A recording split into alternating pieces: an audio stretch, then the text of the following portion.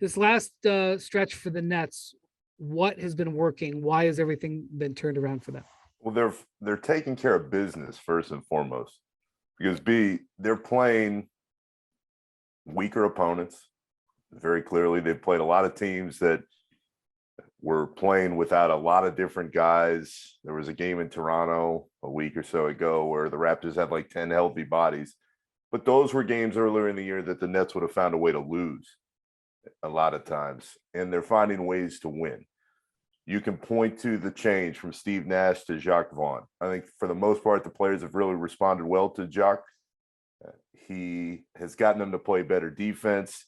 The communication has been outlined several times as being pretty solid, and up and down the organization, they like Jacques' demeanor, but they also like Steve Nash's demeanor when he started. So I think that needs to be pointed out as well. Offensively, I don't think Jacques is doing anything real crazy with the sets there. Kevin Durant is playing at an MVP level. He has been incredible for the first 2 months of the season. Kyrie, when he's been on the floor, has been very good. They've gotten good contributions from Nick Claxton. Ben Simmons seems to have found a rhythm, but then he got hurt again and has been out as he's dealt with knee and calf issues. So for the most part, you give credit when it's due and they're winning. I hesitate because I've watched the ups and downs, and I think a big part of this is they played a lot of home games. Yeah. And it's worth noting that they had a 7-game homestand. Was their longest since like the 80s or something? Yeah, I don't remember. For years and years. And it's important to note here, and I think it is a key wrinkle. Jacques Vaughn has basically given up on shoot-arounds for the time being. They don't have shoot-arounds. They play the game. They'll have a walkthrough before the game. A couple days later, that's at 4:00 leading into a 7:30 game or so, and the players are just enjoying playing. When the wins are there, you can do that, and it's fun. If they start regressing a little bit, then things might change. But to me, the focus is finally on basketball again. And we've gone through all the Kyrie drama and the Simmons stuff before that, and he was really not playing well. But the focus is on the game, and that has been really crucial in why they've gotten on the run they're on. And go back to Saturday night in Indy, they were punting that one. They rested everybody, and they found a way to win that game. And you walked in that locker room and you started to see everybody looking at each other going, okay, the vibes that had been so bad over those last few weeks with all that was going on off the floor are very good at the moment because they're winning and the team's having fun. Yeah. I didn't get to see any of that Indiana game. So I looked at the box score. Indiana had their longest road trip in 35 years, which was a good road trip. It ended with them. Well, I think they played in Portland, but they had a great win in Golden State on that trip. Mm-hmm. And it was their first game back from the trip. And one of the things that you see in the NBA is the first game back from a long trip, the teams tend to play a little bit off. But the Nets, Durant sat his first game of the year, right? Yeah. Simmons sat, Kyrie sat.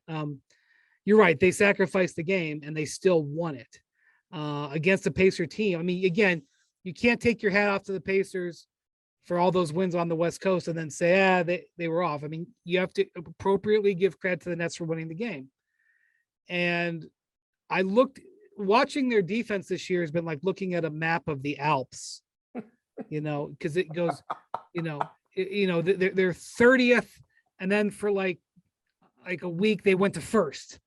And then they went back down to like 23rd. So I went and looked, and during this 8-game win streak, I don't know what it'll be by tonight because we